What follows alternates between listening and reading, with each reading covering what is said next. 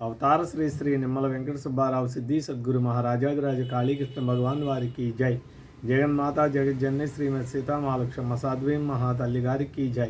లోక పావని నాగమణమ్మ తల్లి గారికి జై. ఈరోజు గురువుగారి దగ్గర నేను ఈ ప్రపంచంలో ఉన్నటువంటి సృష్టినంతా చూశానండి. అది ఎలాగంటే, ఒకరోజు గురువుగారు తాడేపల్లిగూడెంలో వారి ఇంటి వద్ద ఉన్నారు. వారు ఉండగా ఒక దగ్గర 40-50 మంది అక్కడ భక్తకోటి కూడా ఉన్నారు. ఆ రోజు ఆయన ఏం చేశారంటే అండి, ఈ చేతిని ఇలా పెట్టి ఇలా నలిపారండి. ఇలా నడిపితే మట్టి వచ్చిందండి. ఆ మట్టిని ఒక ఉండగా చేశారు. ఆ మట్టిని ఉండగా చేసి ఆ ఉండనే ఇలా అన్నారండి. ఎలా అంటే బంగారం అయింది, పక్కన పెట్టారు. మళ్ళీ దాన్ని ఎలా అంటే వెండి అయిందండి. దాన్ని ఎలా అంటే వజ్రం అయిందండి. దాన్ని ఎలా అంటే వైడూర్యం అయింది. ఇవన్నీ కూడా అక్కడ మా ఎదురుగుండానే పెట్టారండి. పెట్టి చైన్ ఎలా అన్నారండి.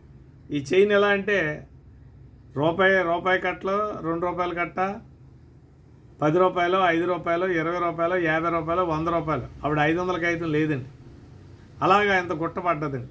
ఏంటి, బ్యాంకులో కొత్త సీల్ ప్యాకెట్లు ఉంటాయి చూడండి, ఆ రకంగా ఆ గుట్ట పడ్డదండి. ఆ గుట్ట పడిన తర్వాత అదే చెయ్యిని మళ్ళీ ఎలా అన్నారండి. ఎలా అంటే ఈ యొక్క గురువుగారి నామైనటువంటి ఓం నమో కాళీకృష్ణ భగవాన్ ఒక కార్డు రూపంలో ఉంటుందండి. అదే మీ కార్డు రూపంలో ఎలాగైతే ఉండేదో అదే కార్డులు ఓం నమో కాళీకృష్ణ భగవాన్ తోటి ప్రింట్ చేసి ఒక గుట్ట పడ్డది. పడితే ఒక ఆయన గౌక్కుని ఆయన పర్మిషన్ లేకుండా ఒక కార్డు తీశారండి. తీస్తే అన్నీ వైట్ కార్డ్స్ అయిపోయినాయండి. అంటే ఓం నమో కాళీకృష్ణ భగవాన్ అనేది చెరిగిపోయిందండి. దేని మీద ఓం నమో కాళీకృష్ణ భగవాన్ లేదండి, అన్ని తెల్ల కార్డులు ఉన్నాయండి.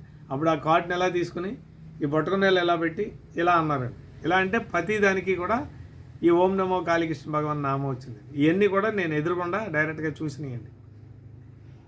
ఇది చూసిన తర్వాత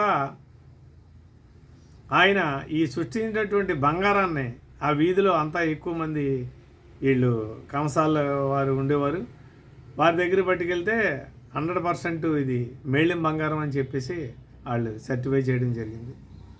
ఇవన్నీ చూపించిన తర్వాత ఆయన ఈ మడత మంచం మీద కూర్చున్నారు. మడత మంచాన్ని ఇలా కొట్టారండి. కొడితే పట్టు చీర పట్టు తప్పుతారు. ఇప్పుడు మనకు గిఫ్ట్ ప్యాక్ చేసి ఉంటాయి చూడండి, అలాగా ఆ టైపులో వచ్చినాయి.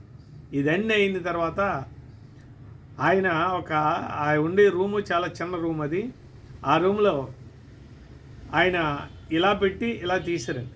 ఇలా తీసినప్పుడు ఆత్మలింగాన్ని, అందుకే శివలింగం వచ్చిందండి.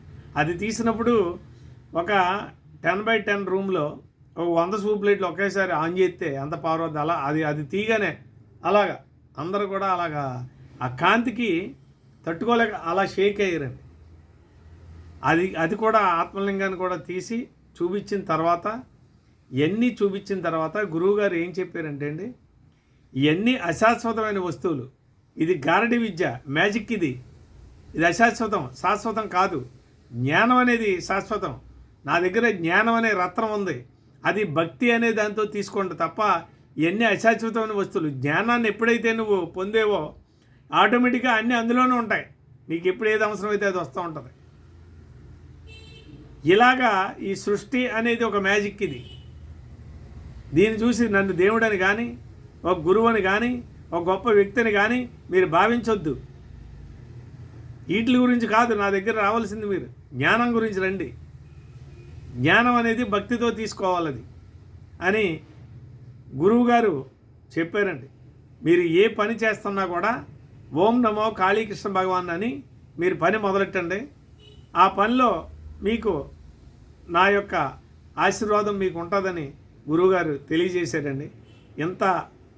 ఇన్ని చూపించి కూడా దీనివల్ల నేను దేవుని కాదు, నేను గురువుని కాదు, దీన్ని చూసి నన్ను గురువుగా కానీ దేవునిగా కానీ భావించవద్దు అన్నారండి. ఇప్పుడు జనరల్గా అవి తీసి చాలామంది నేనే దేవుడిని అనే భావనలో కొంతమంది ఉన్నారు. వారి గురించి కాదు కానీ జనరల్గా ఉన్న విషయం చెప్పాను. గురువుగారు ప్రతిదీ కూడా ప్రాక్టికల్గా చేయమన్నారండి. పని చేసి దాంట్లో ఏమొద్దో చూడమన్నారు తప్ప పని చేయకుండా అలా అంటే వచ్చేస్తే ఈ సృష్టి అంతా మరి ఇంతమంది ఈ యొక్క అనేక పనివాళ్ళు ఉన్నారు, బంగారం చేసే పనివాళ్ళు ఉన్నారు, డాక్టర్స్ ఉన్నారు, యాక్టర్స్ ఉన్నారు. వీళ్ళంతా ఎవరి పని వాళ్ళు చేయితే కదా జరుగుతుంది. ఇలా అంటే అయిపోతే ఇంక ఇదంతా ఎందుకండి? అలాగా గురువుగారు నువ్వు ఏ కోణంలో చూస్తే ఆ కోణంలో నీకు దర్శనం ఇస్తా అన్నారు. నన్ను ఒక మంచివాడిగా చూడు, నీకు మంచివాడినే. నేను ఒక తాతయ్యగా చూడు, నీకు తాతయ్యనే. లేదా ఒక రాజకీయ నాయకుడిగా చూసుకో, నీకు రాజకీయ కోణంలోనే చేస్తాను. నన్ను దేవుడు అంటే దేవుడిగా, గురువు అంటే గురువుగా నువ్వు నన్ను ఏ కోణంలో చూస్తావో అదే కోణంలో నీకు దర్శనం ఇస్తానని గురువుగారు చెప్పారు. జై జగన్మాత, జై కాళీకృష్ణ భగవాన్.